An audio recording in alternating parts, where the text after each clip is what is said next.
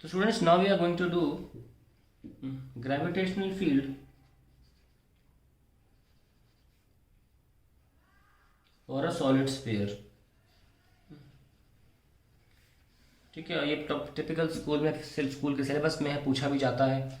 ठीक है, हम तो खैर सब कुछ डिटेल में पढ़ा रहे हैं, लेकिन ये टिपिकली स्कूल के सिलेबस का डेरिवेशन है। ठीक है, ये स्कूल के हमारे एग्जाम में भी पूछा जा सकता है।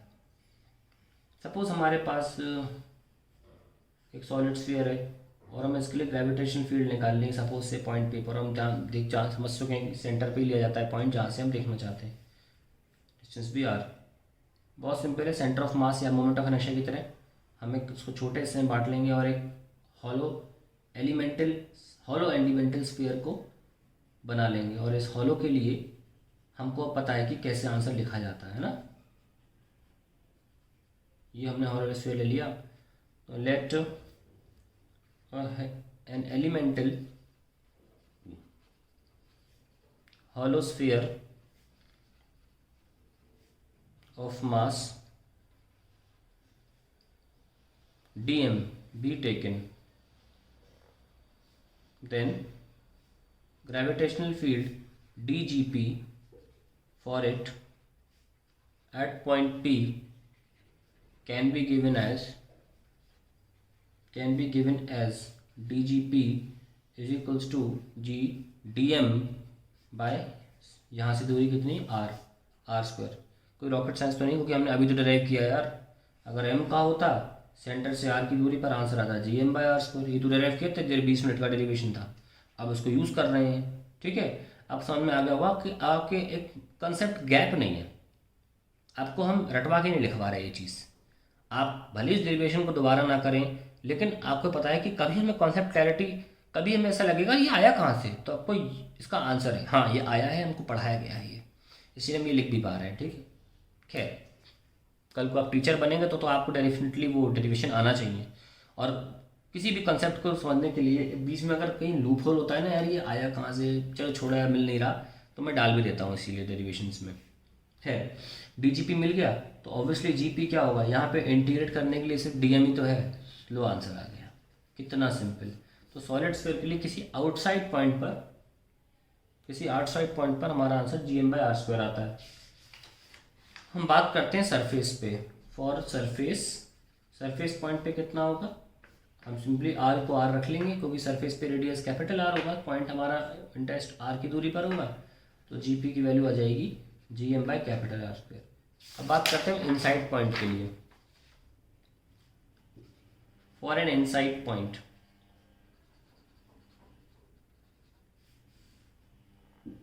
हम स्फीयर बना लेते हैं, बना लिया, और मान लीजिए कोई इनसाइड पॉइंट है यहाँ पर निकालना है, तो यहाँ पे निकालने के लिए भी हमें क्या करना पड़ेगा, पहले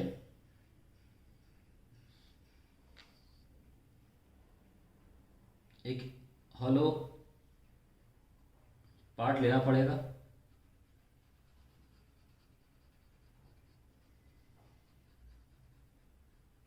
और उसके लिए हमें ग्रेविटेशन फील्ड निकालनी पड़ेगी। ठीक है, इनसाइड पॉइंट के लिए यहाँ पर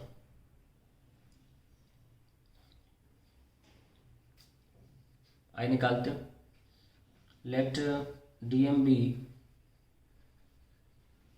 the mass of the elemental hollow sphere,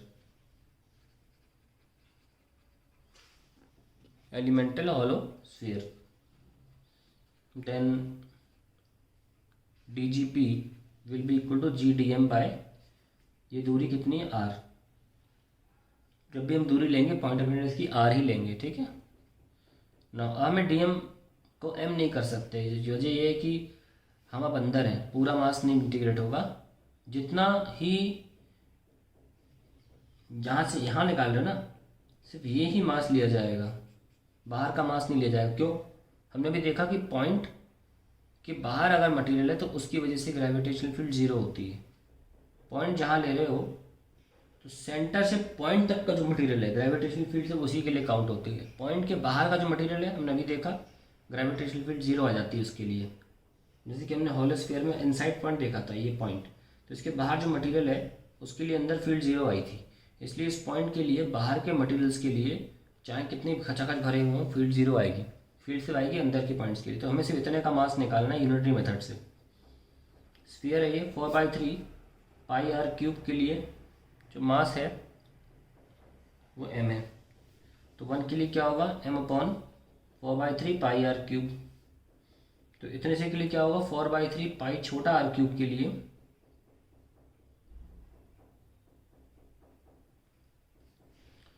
जो मास आएगा वो आएगा m/4/3 pi R cube, sorry capital R cube into 4/3 pi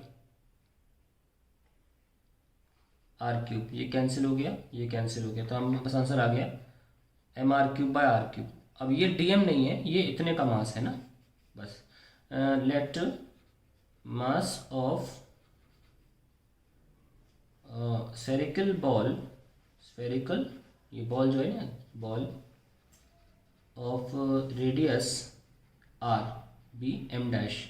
so we can simply do GGP, ये वाला एक्सप्रेशन देखो, GDM/r², और सिंपली GP को लिख सकते हैं GDM। अब इंटीग्रेट होकर कहाँ तक जाएगा, पहले पूरे कैपिटल M तक गया था ना, अब कैपिटल M तक नहीं जाएगा, M' तक जाएगा r², और ये M' है।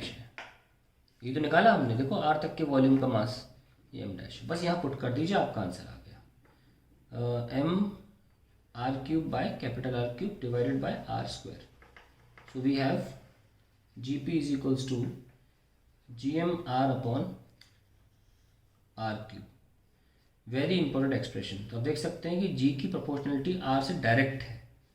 इन पर मत नज़र रखिए GM/r³ पे, ये कॉन्स्टेंट्स हैं, क्योंकि G constant, M constant, R constant. मुद्दा ये है प्रोपोर्शनल टू पावर 1। तो अब मैं ऐसा ग्राफ बनाऊंगा, टोटली बना चुका ही हूँ।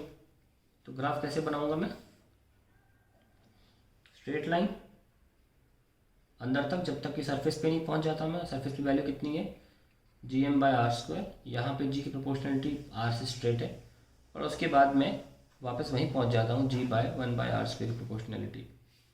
This is the expression for solid. अब ध्यान रखें कि अर्थ इज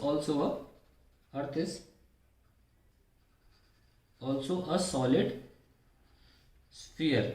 हम अप्रोक्सीमेटली से स्फीयर मान लेते हैं। अप्रोक्सीमेटली क्यों, देखिए अर्थ ये है, ठीक है। तो स्फीयर तब होता है जब रेडियस सारे सेम होते हैं ना, थोड़ा एलिप्सॉइड है अर्थ। उसमें क्या प्रॉब्लम है, इक्वेटर पे बार बार घूमने की वजह से एक बल्ज आ गया है, बहुत हल्का सा, जानते कितना, मात्र 21 किलोमीटर का।